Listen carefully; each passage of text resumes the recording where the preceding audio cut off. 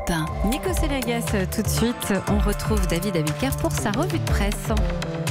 David, ce matin à la une des cités, des banlieues en difficulté et des classes moyennes plutôt aisées. Et on commence par la classe favorisée, celle qui paie beaucoup d'impôts sur le revenu et qui s'estime un peu seule à porter le fardeau fiscal. Elle fait la une du Figaro et des Échos. Pourquoi ? Parce que le gouvernement, au lieu de rétablir l'intégralité de l'impôt sur la fortune, pourrait bien supprimer les niches fiscales dont bénéficient les catégories aisées pour donner des gages aux gilets jaunes. Alors Darmanin cible les déductions des ménages, titre le Figaro.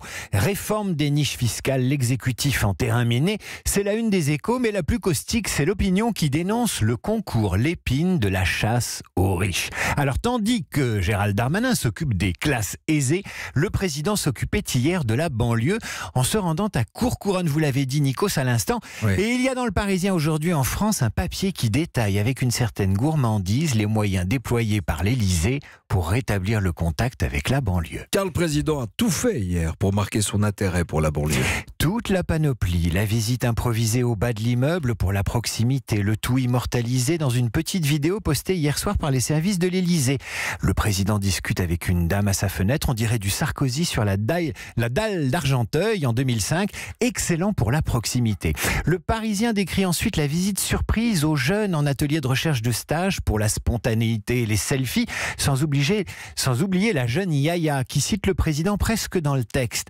Monsieur le président, j'ai beau descendre le trottoir, autrement dit traverser la rue, je trouve pas de stage. Et Macron évidemment qui promet de l'aider. Et bien sûr enfin pour l'écoute et la disponibilité, la séance de questions-réponses avec les élus et les responsables associatifs dans la lignée des grands débats en région. Extrait. Monsieur le Président, je suis sûr que vous allez m'écouter parce que je m'appelle Brigitte. J'ai beaucoup entendu parler d'égalité aujourd'hui, mais je n'ai pas entendu le mot qui fâche, ce qui est la discrimination. Nous avons des subventions qui arrivent au mois de juillet.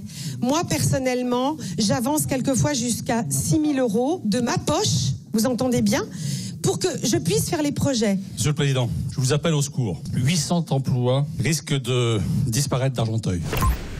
Et voilà, pendant que les élus paient de leur poche, le président a payé de sa personne et ce déplacement en banlieue, c'est l'arbre qui cache la forêt d'un rendez-vous manqué du président avec les quartiers. Rendez-vous manqué que nous raconte ce matin le Figaro, mais aussi Libération, David. Alors que Libération parle du Borloo de la discorde, le Figaro remonte le temps et nous ramène au 22 mai 2018. C'était il y a 8 mois. Ce jour-là, Emmanuel Macron va humilier publiquement Jean-Louis Borloo et enterrer le rapport ambitieux que lui rend l'ancien ministre de la Ville pour réconcilier les Français avec leur quartier. C'est pire qu'une douche froide pour l'ancien maire de Valenciennes. C'est une humiliation publique que les élus ont rappelé hier à Macron lors du débat à Courcouronnes.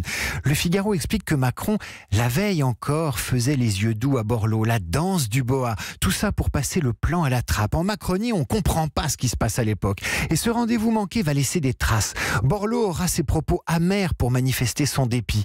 On est en train de remplacer le vieux monde des solidarités par le jeune monde des abandons, l'abandon de ceux qui ont besoin des solidarités. Et Borloo aura une autre formule visionnaire. Attention à ce que dans notre pays, on ne se retrouve pas dans la situation désagréable où l'on sépare le gratin des nouilles.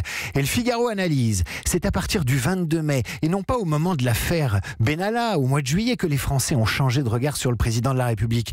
8 mois plus tard, que se passe-t-il ? Le président a besoin de Borloo. Il faut rétablir le contact, exige-t-il. Allez me chercher Borloo, rapporte le Figaro.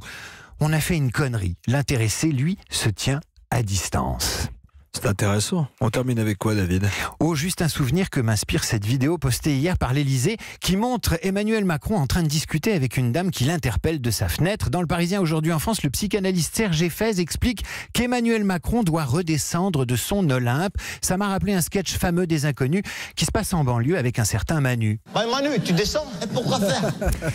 Pourquoi faire ? C'est toute la question de ces descentes présidentielles sur le terrain. Oh, on va képer une teuté à la Sinpé. Oh, vous le faites hyper bien. Je me souviens, c'est ma génération. On va piquer une tête à la piscine. Oh, descends Manu. David Abiker, tu montes. Merci beaucoup David. La revue de presse tous les jours sur Europe 1.